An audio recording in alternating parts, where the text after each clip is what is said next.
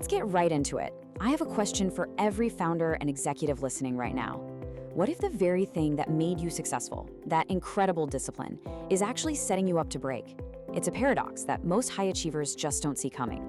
And that quote from the Elastic Advantage book really says it all. This isn't just a clever turn of phrase, it's a diagnosis. For leaders who pride themselves on being bulletproof, this is a serious wake-up call. It suggests that the relentless pursuit of success can harden our greatest assets into our biggest liabilities. And that is exactly what the book calls the high achiever's trap. Think about it. The grit, the intense focus, the drive that built your career or your company, it becomes this kind of psychological armor. And sure, it feels like strength for a while, but eventually that armor gets so tight, it restricts your movement. It makes you brittle. Exactly. To make this really tangible, the book introduces us to an executive named Alex. He is the perfect archetype for this pattern, a top performer crushing every metric, but internally he's caught in this downward spiral that's leading to a breaking point he can't even see. Right. So here's the scenario. Alex gets this huge high-stakes project. And what does he do? He defaults to what's always worked. He tightens his control. He works insane hours. He filters out everything he sees as a distraction. And he gets rewarded for it. The board loves his precision, but what he doesn't get is that with every single win, his operational range is getting smaller and smaller. He's winning battles, but he's losing the war for flexibility. And that distinction is absolutely critical. We're not talking about burnout in the traditional sense, where you just collapse from exhaustion. This is way more insidious. Rigidity actually sets in while you're still performing at a high level. You feel strong, you feel in control, but you've lost the ability to bend. You basically have one gear, full throttle, straight ahead. And in today's volatile world, that's an incredibly dangerous way to operate. So what I find really compelling is that the Elastic Advantage doesn't just describe the problem, it gives you a diagnostic model, the Rigidity Spiral. It frames this whole thing not as some kind of character flaw, but as a predictable, almost mechanical pattern.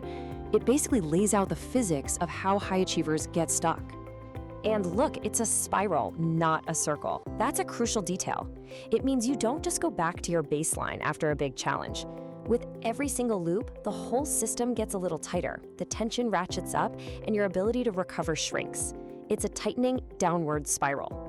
And here's how it works, broken down into 4 stages. First, there's a high-stakes load. Your system then goes into brace mode, which feels a lot like focus.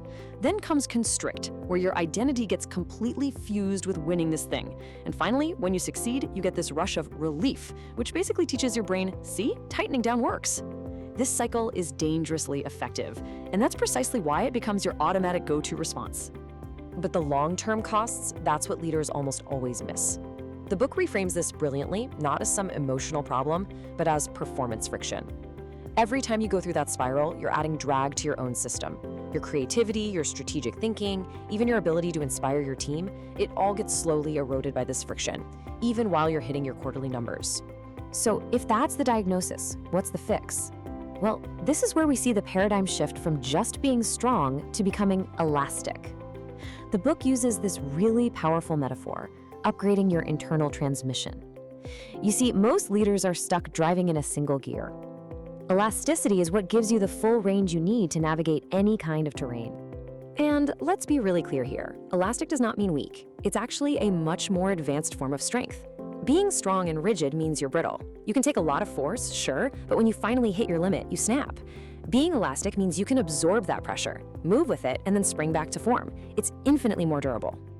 And what really gives this framework so much street cred is the author's background. Ronen Dancziger isn't some academic theorist. He's a former tech CEO who actually lived this spiral, crashed and then retrained as a behavioral expert to figure out the mechanics.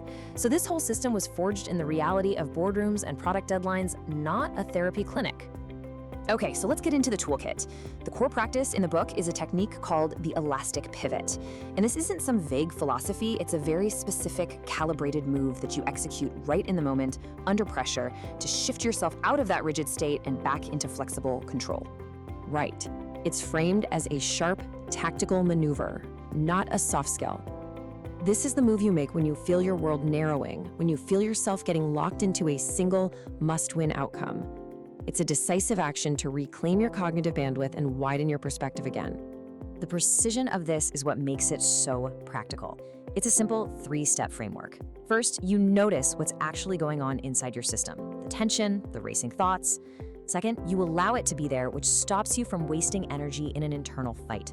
And third, you move. You take one small, deliberate action that's aligned with your values, not your immediate fear.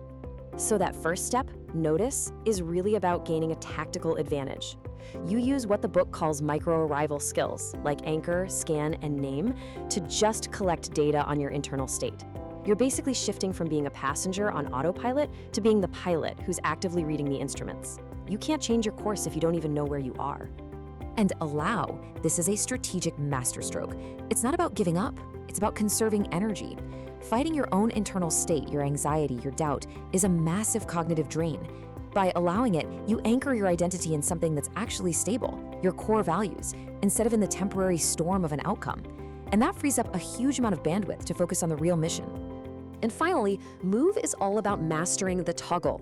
Elite performers have to be able to shift between what the book calls open mode for things like curiosity and brainstorming, and closed mode for sharp, focused execution. Rigidity traps you permanently in closed mode. The elastic pivot is basically a clutch that lets you shift between those gears deliberately. That's a core skill of the best leaders out there. Which brings us to the real payoff. Why does any of this matter? Because in today's market, the ability to stay flexible under intense pressure, that is the ultimate competitive advantage. This isn't about working harder, it's about working with a whole lot less internal friction. Exactly. So the ROI here is very tangible. We're talking about real upgrades to your entire leadership operating system. Dynamic tension means you can go all in on a project without getting mentally trapped by it. Rapid recovery means you don't carry the stress of one bad meeting into the next 5. And cognitive range gives you the agility to pivot your entire strategy in real time. This is what separates the elite from the merely strong. At the end of the day, this is the central thesis. Long-term sustainable performance isn't about how much pressure you can take, it's about your capacity to recover your range. Constant tightening will always lead to a breaking point. It's simply inevitable. Elasticity is what lets you perform at a high level indefinitely. So we'll leave you with this question from the book. The terrain for leaders is only getting more complex, more unpredictable. Just hardening yourself against it is a losing strategy. The real question is, have you upgraded the internal transmission you need to actually navigate it?